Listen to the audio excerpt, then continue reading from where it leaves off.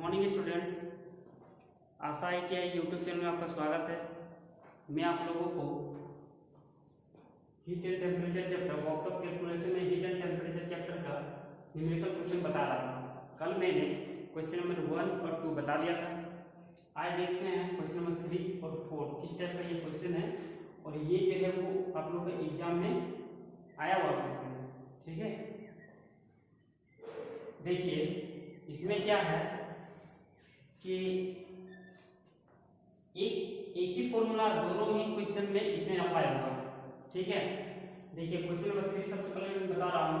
Question number 3 according to question क्या है, देखिए एक 200 ग्राम लोह पिंड का तापमान 25 डिग्री सेल्सियस से 725 डिग्री सेल्सियस तक बढ़ाने के लिए ऊष्मा की कितनी मात्रा की आवश्यकता होगी। 200 ग्राम का कोई लोहा है, उसका तापमान 25 डिग्री सेल्सियस है। ठीक है, उसका तापमान हम उसमें कितना हीट हम टेम्परेचर कब बढ़ता है, मान लेते हैं इस रूम का टेम्परेचर कितना है 25 डिग्री सेल्सियस। तो इस मान लेते ये 200 ग्राम लोहा का टुकड़ा है।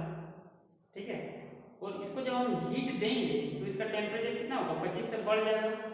तो 25 से बढ़ करके कितना हो गया, 725 हो गया। तो सोचिए हम इसमें कितना हीट दिए होंगे कि ये 25 से 725 हो गया होगा इसका टेम्परेचर। वही कितना हीट इसमें इम्प्लीमेंट हम लोग किए, कितना दिए, वही निकालना है। ठीक है, क्वेश्चन समझ गए। देखिए m इज इक्वल टू 200 ग्राम और डेल टी यहाँ पे क्या होता है, T2 minus T1 is equal to कितना, T2 हो गया आपको final 725 minus 25 is equal to 700 degree Celsius हो गया डेल टी। और आपको पता है एक formula Q is equal to क्या होता है, mc डेल टी। यहाँ पे C की जगह आप S भी लिख सकते हैं, और आपको ये Q निकालना है। ठीक है, और यहाँ पे C, तो C जो होता है, C किसका बात किया है, किस पदार्थ का, लोहा का बात किया है। तो लोहा का मतलब यहाँ पे CFE 0.1 होता है। देखिए आपको एक चीज बता दें कि ये जो होता है वो स्पेसिफिक हीट कैपेसिटी होता है। तो स्पेसिफिक हीट कैपेसिटी मैंने हर एक पदार्थ के लिए, हर एक मटेरियल के लिए मैंने अलग अलग लिखा दिया था। तो लोहा के लिए कितना लिखा था, 0.1। ठीक है, कैलोरी पर ग्राम या केजी डिग्री सेल्सियस, ये मैंने आप लोगों को बताया था। ठीक है, अब देखिए यहाँ पे देखिए, अगर आप लोग ये अगर भूल जाते हैं कि सी का मेरा क्या होगा यूनिट, तो देखिए क्या क्या कीजिएगा, ये हो गया आपका देखिए kilojoule by KG delta degree Celsius. यहाँ पे कैलोरी भी लिख सकते हैं, ठीक है, और यहाँ पे जूल भी लिख सकते हैं। ठीक है, यहाँ कैलोरी भी लिख सकते हैं, जूल भी लिख सकते हैं। एक्चुअली क्वेश्चन किसमें हम जूले में लिखते हैं, अच्छा रहेगा। ठीक है, जूल। ठीक है, अब देखिए क्यू हमको निकालना है, क्यू हमको निकालना है, क्यू रखिए, एम कितना दिया हुआ 200 ग्राम इंटू सी कितना है 0.1, डेल टी मतलब टेम्परेचर में डिफरेंस, डेल टी डीटी लिखिए या फिर डेल टी लिखिए, दोनों एक ही होता है। इसी को आप डीटी भी बोल सकते हैं। 700 है तो भाई 700, इस कोड पर देंगे तो नीचे एक जीरो लगेगा, ये करेगा 14000। क्यू बराबर 1 2 3 जूल पर केजी पर डिग्री सेल्सियस। सॉरी यहाँ पे केजी नहीं होगा, यहाँ पे ग्राम होगा, क्योंकि देखिए क्वेश्चन ग्राम में है। ठीक है, तो यहाँ पे ये ग्राम में जूल पर ग्राम पर डिग्री सेल्सियस, ये जो है वो आपका आंसर है। ठीक है, ये क्वेश्चन नंबर 3 का बहुत ही क्वेश्चन है। ठीक है, अब देखते हैं क्वेश्चन नंबर 4 क्या कहता है। ये भी सेम टू सेम यही इस टाइप का क्वेश्चन, बस सिर्फ मटेरियल अलग हो गया है। ठीक है,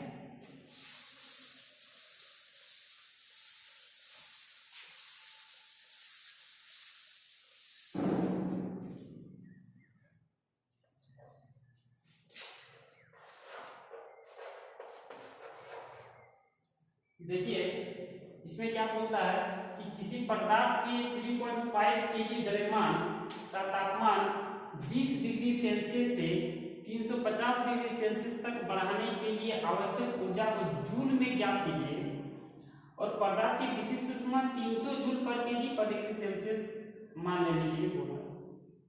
ठीक है, कोई भी पदार्थ के बारे में पता नहीं है, बस उसका स्पेसिफिक कैपेसिटी जो है वो 300 लेना है। ठीक है, same to same question m 3.5 kg dt क्या होता है मेरा T2 माइनस T1।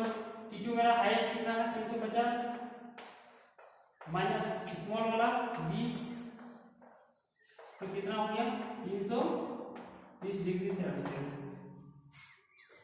फॉर्मूला तो वही है, स्पेसिफिक कैपेसिटी C लिखिए या फिर S लिखिए। कितना मेरा दिया हुआ 300 जूल पर केजी डिग्री सेल्सियस। ठीक है, फॉर्मूला क्या होता है m equal to m c dt। ठीक है, या फिर m s dt। तो q हमको निकालना है, m कितना दिया हुआ 3.5,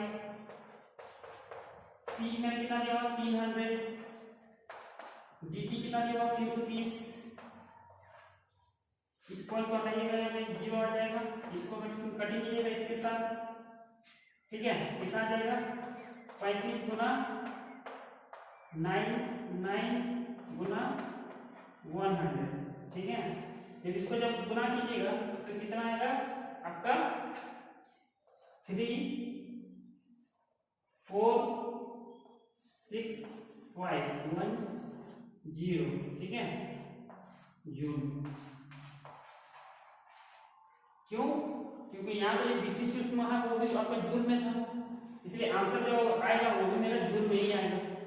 ठीक है, तो यही वाला जो चीज है वो आपको हम ये बताना चाहते थे। ये जूल अगर आपको यहाँ पर किलो जूल बोलता है तो 1000 से डिवाइड दे दीजिएगा। ठीक है, हो गया। तो ये भी एक तरह का क्वेश्चन है। कल मैंने वन टाइप का क्वेश्चन बताया, ये दूसरा टाइप का क्वेश्चन है। फिर कल मैं क्या करूंगा कि बर्फ जो होता है आइस का जो गोला है उससे रिलेटेड 2-3 क्वेश्चन आए हैं, आपका कंपटीशन में भी आते हैं, ALP में आया हुआ है, आपका ग्रुप डी में आया हुआ है और आपको इस टाइप में भी आता है। ठीक है, तो ये जो है मैंने आप लोग को 2 टाइप का क्वेश्चन आपको खत्म करा दिया। ठीक है, अब मैं क्या करूंगा कि आप लोगों को जो है वो थर्ड टाइप का जो है तीसरा तरह का क्वेश्चन आप लोगों को न्यूमेरिकल बताऊंगा। ठीक है, कल के नेक्स्ट वीडियो में। तो आज के लिए इतना ही, थैंक यू सो मच।